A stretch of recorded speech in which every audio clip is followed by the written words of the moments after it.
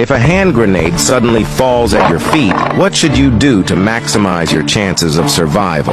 Many people's first instinct is to quickly pick it up and throw it away, but this operation is not so easy to accomplish in reality. For example, during World War II, the most produced type of grenade was the Mark II. When the enemy pulls the pin and throws the grenade, the fuse is ignited, starting a 4-second countdown. By the time it lands at your feet, there may only be around 1 second left. Trying to pick it up and throw it to a safe distance within such a short time frame is nearly impossible. If you immediately rush out upon discovering the grenade and then lie down on the ground, as a normal person, you can easily cover a distance of 4 to 5 meters in 1 to 2 seconds. The Mark II hand grenade is engraved with preformed fragmentation grooves on its surface, which can produce over 40 evenly distributed fragments when it explodes, shooting in all directions. Your prone position can minimize the area exposed to the explosion. At this distance, the probability of being hit by fragments is less than 1%. Now,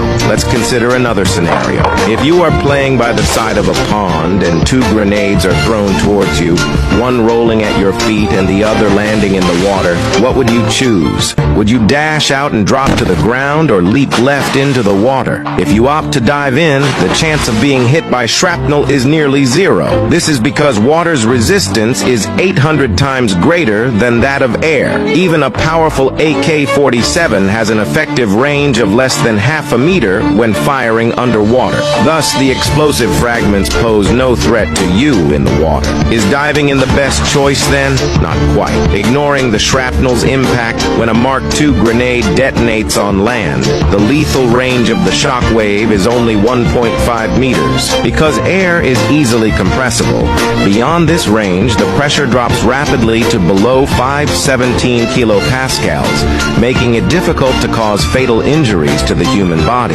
However, underwater, it's entirely different. As water is less compressible, the shock wave's energy can travel much farther.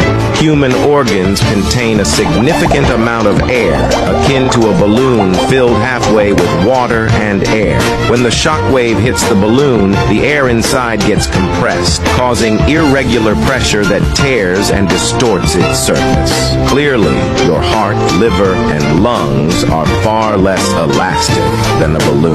Thus, imagine the impact on organs filled with air underwater. It would be catastrophic. Therefore, if you choose to sprint forward and drop to the ground, there's a 1% chance of shrapnel threat. However, if you opt to dive into the water, you may spend the rest of your life underwater.